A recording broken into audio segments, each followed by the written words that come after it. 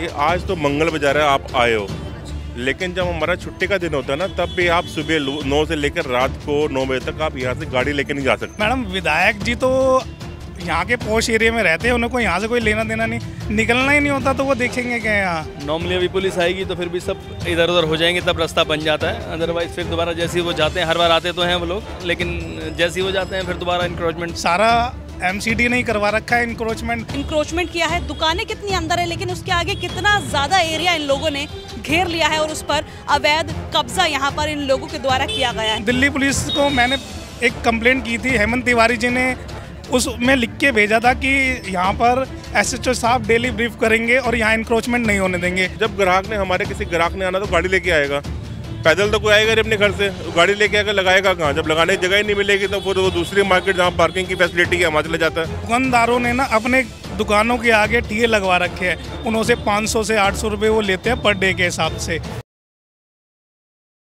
नमस्कार, आप देख रहे हैं तेज तर्रार। मेरा नाम है आफरीन खान। इस वक्त मेरी मौजूदगी जंगपुरा विधानसभा के भोगल इलाके में है। समस्या यहाँ भी वही है, इंक्रोचमेंट यानी कि अतिक्रमण।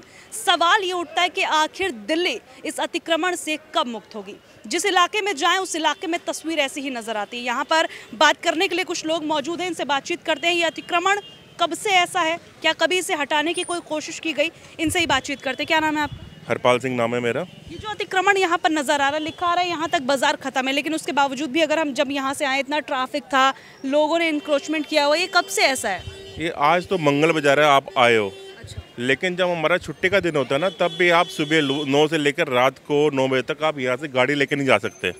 यहाँ बाजार में हफ्ते के 7 दिन यहाँ जाम रहता है, और पटरी जो सड़क है उसके ऊपर पटरी तो लगी है, लोगों की दुकान तो लगी है, रेहड़ियाँ खड़ी होती हैं। उस वजह से आप गाड़ी को छोड़ो, स्कूटर निकलना मुश्किल हो जाता है। हमको निकलना था, हम उस रोड से घूम के जाते हैं, यहाँ रास्ता नहीं है, बिल्कुल रास्ता नहीं है।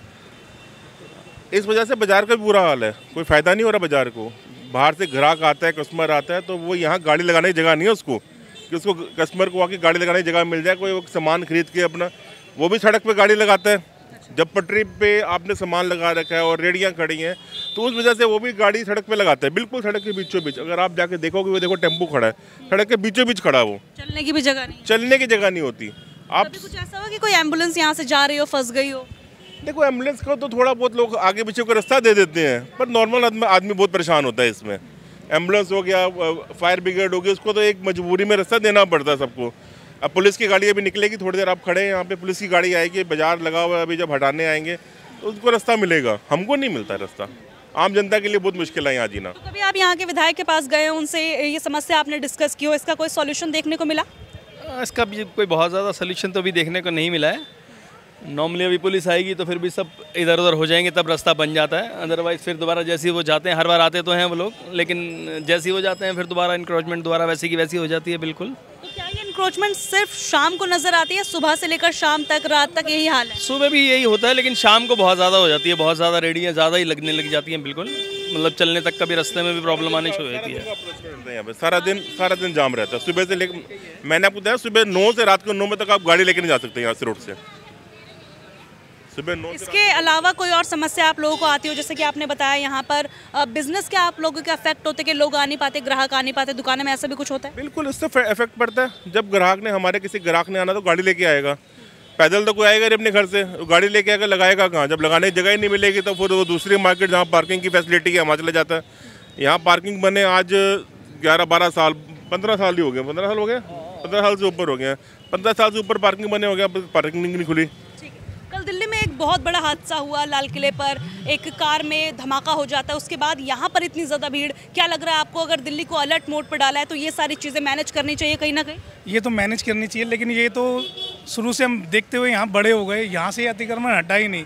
दुकानों के आगे रेहड़ी, स्टॉल, फिर चौकों को घिराव कर रखा है, एक रेहड़ी की 4-4 रेहड़ी लगा रखी है, परमानेंट ठिये लगा रखे हैं।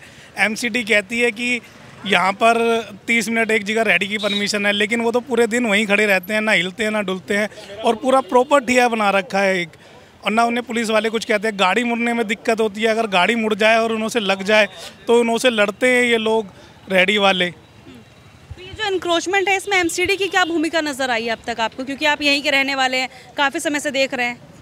सारा एमसीडी नहीं करवा रखा है इंक्रोचमेंट। अब आएंगे, गलियों में अंदर जाते नहीं हैं, गलियों में अंदर छोटी छोटी दुकानें जो सड़क के साथ होनी चाहिए वो भी बाहर निकल के आ रखी हैं, बिल्कुल रास्ता ही नहीं है निकलने के लिए बाहर। ये जो आपके विधायक है उनका ऑफिस या उनका घर के आसपास ही, और अगर है तो क्या उन्हें ये सब नज़र नहीं आता? मैडम विधायक जी तो यहाँ के पॉश एरिया में रहते हैं, उन्हें कोई यहाँ से कोई लेना देना नहीं, निकलना ही नहीं होता तो वो देखेंगे क्या यहाँ। और ना विधायक और ना उनके बेटे आते, वो यहाँ के निगम पार्षद है। अगर आएंगे तो कुछ दिखेगा ना, उनकी कभी गाड़ी फंसी नहीं है इस जाम में। जिनों की बस्ती है, जो यहाँ रहते हैं प्रॉपर, जिनों के यहाँ के साउंडों से, हॉर्नों से जिनों को दिक्कत होती है, उनको दिक्कत होती है, उन्हें कोई दिक्कत कोई ना होती यहाँ। आखिरी बार आपने इस इलाके को साफ सुथरा इंक्रोचमेंट फ्री कब देखा था? मैंने देखा एक बार हमारे यहाँ चौकी इंचार्ज आए थे, एक महीने के लिए उन्होंने पूरी पटरी हटा दी थी। पूरा महीना यहाँ पे पटरी नहीं लगी, रेडी नहीं लगी। उसके बाद मार्केट का काम डबल हो गया था उन दिनों में। जो कस्टमर आता था गाड़ी लगाता था और 2-2 घंटे परचेसिंग करते थे, घूमते थे लोग, जनता आराम से घूमती थी।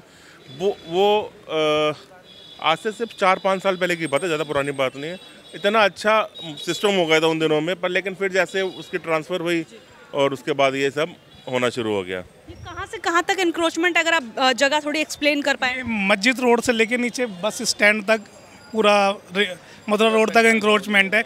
दुकानदारों ने ना अपने दुकानों के आगे ठिये लगवा रखे हैं, उन्होंने 500 से 800 रुपये वो लेते हैं पर डे के हिसाब से। और ये आज से कम 10-12 साल से प्रॉपर चलता हुआ रहा है। यहाँ एक पनीर वाला होता था, आज यहाँ 10 से 12 पनीर वाले हो गए हैं। और जो फेक पनीर बेचते हैं यहाँ टोटली 240 रुपये 260 रुपये किलो पनीर यहाँ मिल जाता है नॉर्मली। ना आज तक एमसीडी ने इन्हों पे कोई कार्रवाई करी, और एक के बाद ये यहाँ पर बसते ही जा रहे हैं। आप मार्केट का देखेंगे वहाँ पर तो इन्हों का इंक्रोचमेंट इतना है इस रोड पे, क्योंकि रोडों से, पटरी से भी 10 फीट आगे अपनी दुकानें लगाते हैं लोग।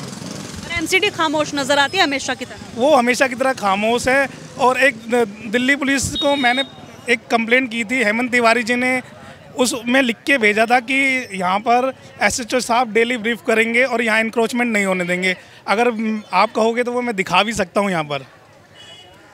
देखिए, कल दिल्ली में जो हादसा हुआ, अभी कोई भी व्यक्ति उस हादसे को ना ही भूला है और ना ही सालों तक उस हादसे को भूला जा सकता है।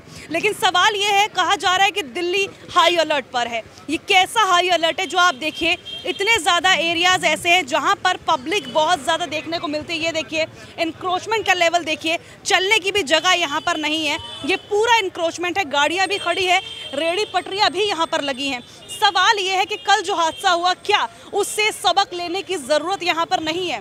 पुलिस हो या फिर प्रशासन हो, क्या उन्हें इन सब चीज़ों से सबक लेने की ज़रूरत नहीं है? क्या उन्हें सिक्योरिटी को बहुत ज़्यादा बढ़ाने की ज़रूरत नहीं है? क्योंकि आप अंदाज़ा लगाइए, ऐसा एक अपराधी पकड़ा गया फरीदाबाद से जिसके पास से 300 किलो से ज़्यादा विस्फोटक पदार्थ जो है बरामद हुआ। आप अंदाज़ा लगाइए, क्या पता ऐसे और भी लोग हों जिनकी अभी तक गिरफ्तारी नहीं हुई, जिनका अभी तक भंडाफोड़ नहीं हुआ। और अगर उन्होंने किसी ऐसी साजिश को अंजाम दे दिया तो आखिर यहाँ पर क्या होगा, और बहुत बड़ा हादसा यहाँ पर हो सकता है। लेकिन आप देखिए कितनी ज़्यादा भीड़ भाड़ है, लेकिन यहाँ पर वो जो अलर्ट की बातें कही जा रही है वो मुझे कहीं पर भी नज़र नहीं आ रही, ना कोई पुलिस वाला नज़र आ रहा है। ये देखिए, काफ़ी आगे तक हम चल कर आ चुके हैं, लेकिन यहाँ पर भी अगर कैमरामैन से कहूँगी राइट लेफ़्ट जहाँ पर भी आप घुमाना चाहें, वो आप देखिए किस तरीके से इंक्रोचमेंट किया है। दुकानें कितनी अंदर है, लेकिन उसके आगे कितना ज़्यादा एरिया इन लोगों ने घेर लिया है और उस पर अवैध कब्जा यहाँ पर इन लोगों के द्वारा किया गया है। सवाल वही है कि क्या ये सारी चीज़ें संबंधित डिपार्टमेंट्स को नज़र नहीं आती, या फिर वो जान के इन सभी चीज़ों को अनदेखा करते हैं? आप यहाँ देखिए, पटरी से भी नीचे आके दुकानें लगा रखे हैं, तो लोगों को चलने के फुटपाथ नज़र आ रहा है, वो भी घेर रखा है। हाँ जी, फुटपाथ भी यहाँ घेर लिया। ये मेन रोड जैसे ही है, बट ऐसा लग रहा है कि कोई गली है। ये मेन रोड ही है, यहाँ का सेंटर रोड, भोगल का मेन रोड है ये। और यहाँ पर इंक्रोचमेंट इतना है कि लोगों को निकलने के लिए रास्ता नहीं मिलता। डेली का हाल ऐसा है, मंगलवार की बात नहीं है, यहाँ डेली का हाल ही ऐसा है। देखिए, यहाँ पर ये समझने की ज़रूरत है कि दिल्ली पुलिस की तरफ से भी लोगों को बताया गया है, या फिर कह लीजिए आग्रह किया गया है कि कल जो हादसा लाल किले पर हुआ उसको देखते हुए लोगों को भी सतर्क रहने की ज़रूरत है और अगर ज़रूरी ना हो तो भीड़ भाड़ वाले इलाकों में जाने से आप लोगों को बचना चाहिए, क्योंकि दिल्ली हाई अलर्ट पर है। आपको पता ही होगा, मैंने भी वो खबर आपको दिखाई है जहां पर किस तरीके से 300 किलो से ज़्यादा विस्फोटक पदार्थ बरामद हुआ है। आप अंदाज़ा लगाइए कि अगर कोई ऐसी अनहोनी यहाँ पर हो जाती तो ये कितना ज़्यादा खतरनाक हो जाएगा। तो आप लोग भी बाहर ना निकले अगर बहुत ज़्यादा ज़रूरी ना हो, और ख़ास तौर पर भीड़ भाड़ वाले इलाके जैसे कि खास तौर पर मार्केट्स हो गई, वहाँ पर जाने से आप लोगों को अभी बचना चाहिए, क्योंकि दिल्ली हाई अलर्ट पर है। ये पूरी खबर आपने देख ली। इस खबर पर आप क्या कहना चाहते हैं कमेंट करके ज़रूर बताइएगा, और ये ज़रूर बताइएगा कि दिल्ली के अलग अलग इलाकों में सिचुएशन बिल्कुल ऐसी ही नज़र आ रही है, अतिक्रमण ऐसा ही नज़र आ रहा है, लेकिन इस पर आखिर एमसीडी खामोश क्यों नज़र आती है। आप जो भी कहना चाहें कमेंट में ज़रूर बताइएगा। आज के लिए इतना ही, मुझे दीजिए इजाज़त। दिल्ली से कैमरा पर्सन आशुतोष के साथ मैं आफरीन खान। अगर आपको हमारी ये वीडियो पसंद आई हो तो इसे लाइक एंड शेयर करना बिल्कुल भी ना भूलें। इसके साथ ही हमारे चैनल तेज तरार को जरूर सब्सक्राइब करें, और हाँ, बेल आइकन को दबाना बिल्कुल भी मत भूलिएगा, जिससे दिल्ली से जुड़ी तमाम खबरों की नोटिफिकेशन सबसे पहले आप तक पहुंचे।